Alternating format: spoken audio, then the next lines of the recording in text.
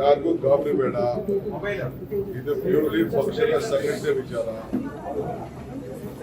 ಎಲ್ಲ ಇಡೀ ದೇಶದಲ್ಲೇ ಎಲ್ಲ ಬ್ಲಾಕ್ಗಳು, ಜಿಲ್ಲಾ ಕಾಂಗ್ರೆಸ್ ಅಧ್ಯಕ್ಷರು ಇದನ್ನೆಲ್ಲ ಚೇಂಜ್ ಮಾಡ್ತಾ ಇದೀವಿ. ಮಲ್ಲಿಕಾರ್ಜುನ್ ಖರ್ಗೆ ಅವರು ಬೆಳಗಾವಲ್ಲಿ ಏನ್ ಘೋಷಣೆ ಮಾಡಿದ್ದಾರೆ ಅಂತಂದ್ರೆ this is a year of organisation ಅಂತ ಹೇಳಿದ್ದಾರೆ. ಸಂಘಟನೆಯ ವರ್ಷ ಇದು. ಆ ಸಂಘಟನೆಯ ವರ್ಷದಲ್ಲಿ ಹೆಚ್ಚಿಗೆ ಜಿಲ್ಲಾ ಕಾಂಗ್ರೆಸ್ ಅಧ್ಯಕ್ಷರಿಗೆ ನಾವು ಶಕ್ತಿ ತುಂಬಬೇಕು ಅಂತ ಅವ್ರು ಹೇಳಿದ್ದಾರೆ ಬೆಳಗಾವಲ್ಲಿ. ಅದಾದ್ಮೇಲೆ ಡೆಲ್ಲಿಗೆ ಎಲ್ಲ ಡಿಸಿಸಿ ಅಧ್ಯಕ್ಷಗಳನ್ನ ಕರೆಸಿ ಡೆಲ್ಲಿಲಿ ಮೀಟಿಂಗ್ ಮಾಡಿದ್ದಾರೆ. ರಾಹುಲ್ ಗಾಂಧಿ, ಮಲ್ಲಿಕಾರ್ಜುನ್ ಖರ್ಗೆ ಅವರು, ಜನರಲ್ ಸೆಕ್ರೆಟರಿ ಅವರೆಲ್ಲ ಕೂತ್ಕೊಂಡು ನಮ್ಮನ್ನ ಕೆಳಗಡೆ ಕುಂಡಿಸಿ ಎಲ್ಲ ಜಿಲ್ಲಾ ಕಾಂಗ್ರೆಸ್ ಅಧ್ಯಕ್ಷಗಳನ್ನ ಪ್ರತ್ಯೇಕವಾಗಿ ಒಂದೊಂದು ಡಿವಿಷನ್ ಕರೆದು 300 ಜನ ಕರೆದು ಬೆಳಗ್ಗೆಯಿಂದ ಸಾಯಂಕಾಲ ಗಂಟ ಮಾತಾಡಿದ್ದಾರೆ. ಪ್ರತಿಯೊಂದು ಯಾವ ರೀತಿ ಬಿಲ್ಡಿಂಗ್ ಅಲ್ಲಿ ಕಟ್ಟಬೇಕು, ನೀವು ಯಾವ ರೀತಿ ಆಫೀಸ್ ಸ್ಟ್ರಕ್ಚರ್ ಮಾಡಬೇಕು, ನಿಮ್ ಜವಾಬ್ದಾರಿ ಏನು ಅಂತೇಳಿ ಅದನ್ನ ಹೊಸ ಒಂದು ರೂಪ ಅದಕ್ಕೆ ಕೂಡ ಕೊಟ್ಟಿದ್ದಾರೆ.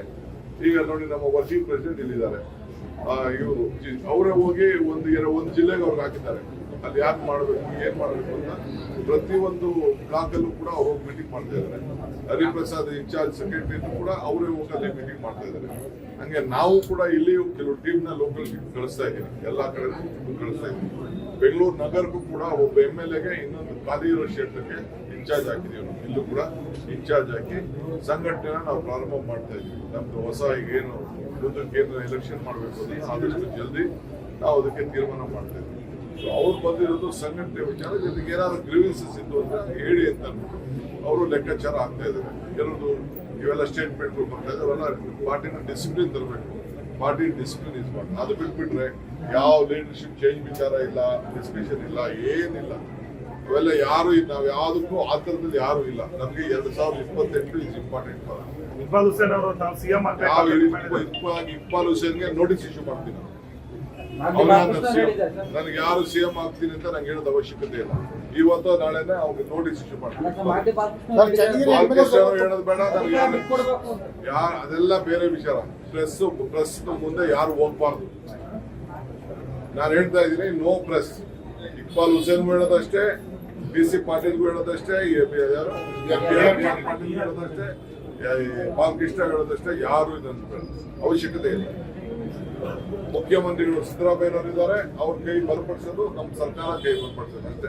ಅನುದಾನದ ವಿಚಾರದಲ್ಲಿ ಮತ್ತೆ ಬೇಸರ ವ್ಯಕ್ತ ಮಾಡ್ತಾರೆ. ನೋಡ್ರಿ, ನಾವು 1 ಲಕ್ಷ ಕೋಟಿ ರೂಪಾಯಿ ಅಷ್ಟು ನಾವು ವೆಲ್ಫೇರ್ ಸ್ಕೀಮ್ ಕೊಡ್ತಾ ಇದ್ದೀವಿ. ಇದು ನಿಮ್ಮ ತಲೆಯಲ್ಲಿ ಇರಬೇಕು.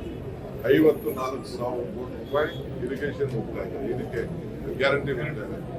19,000 ಕೋಟಿ ರೂಪಾಯಿ ಪವರ್ ಹೋಗ್ತಾ ಇದೆ. ಪವರ್ ರೈತರುಗಳಿಗೆ ಪವರ್ ಕೊಡ್ತಾ ಇದೆ. ಸೋಷಿಯಲ್ ವೆಲ್ಫೇರ್ ಸ್ಕೀಮ್ ಅಲ್ಲಿ ಬೇರೆ ಎಲ್ಲ ಕಡೆ ಸ್ಕೀಮ್ಗಳು ಒಟ್ಟು ಸೇರಿದ್ರೆ ಹೆಚ್ಚು ಕಮ್ಮಿ 1 ಲಕ್ಷ ಕೋಟಿ ರೂಪಾಯಿ ನಾವು ವೆಲ್ಫೇರ್ ಸ್ಕೀಮ್ಗೆ ಕಾರ್ಪೊರೇಷನ್ ಇಂದ ಹಿಡಿದು ಬೇರೆ ಎಲ್ಲಾ ಕಡೆನೂ ಕೂಡ ನಾವು ವೆಲ್ಫೇರ್ ಸ್ಕೀಮ್ಸ್ಗೆ ಜನರಿಗೆ ನಾವು ಸಹಾಯ ಮಾಡ್ತೇವೆ. ಅದು ಯಾರಿಗೆ? ಅದು ಜನರ ಅಭಿವೃದ್ಧಿಗಲ್ವಾ, ಕ್ಷೇತ್ರಕ್ಕೆ ಅಭಿವೃದ್ಧಿಗಲ್ವಾ? ಎಲ್ಲಾ ಡಿಪಾರ್ಟ್ಮೆಂಟ್ ಅಲ್ಲೂ ಕೂಡ ಒಂದೊಂದು ನಿಗಮಗಳಿದೆ. ಆ ನಿಗಮಗಳಲ್ಲಿ ಗಾಡಿ ತಗೊಳ್ತಾ ಇದೀವಿ, ಇದು ರೈತರಿಗೂ ಕೊಡ್ತಾ ಇದೀವಿ, ಮನೆಗಳು ದುಡ್ಡು ಕೊಡ್ತಾ ಇದೀವಿ, ಈ ಹೌಸಿಂಗ್ಗಳಿಗೆ ದುಡ್ಡು ಕೊಡ್ತಾ ಇದೀವಿ.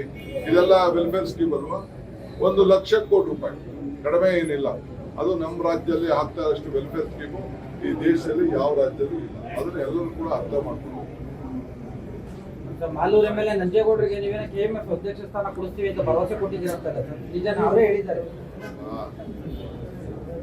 ನಾನು ರಾಜಕಾರಣ, ಕೋಆಪರೇಷನ್ ಬೇರೆ, ಪೊಲಿಟಿಕಲ್ ಡೆವಲಪ್ಮೆಂಟ್ ಬೇರೆ, ಎಲ್ಲ ನನಗೆ ಚರ್ಚೆ ಮಾಡಬಹುದು. ಲೇಟೆಸ್ಟ್ ಹಾಗೂ ಇಂಟ್ರೆಸ್ಟಿಂಗ್ ಸುದ್ದಿಗಳಿಗಾಗಿ ಬಾಸ್ ಟಿವಿ ಕನ್ನಡ ಚಾನೆಲ್ನ ಸಬ್ಸ್ಕ್ರೈಬ್ ಮಾಡಿ. ಹಾಗೆಯೇ ಬೆಲ್ ಐಕಾನ್ ಪ್ರೆಸ್ ಮಾಡಿ. ಇದರ ಜೊತೆಗೆ ಫೇಸ್ಬುಕ್, ಇನ್ಸ್ಟಾಗ್ರಾಮ್, X ನಲ್ಲೂ ಮಿಸ್ ಮಾಡದೆ ಫಾಲೋ ಮಾಡಿ.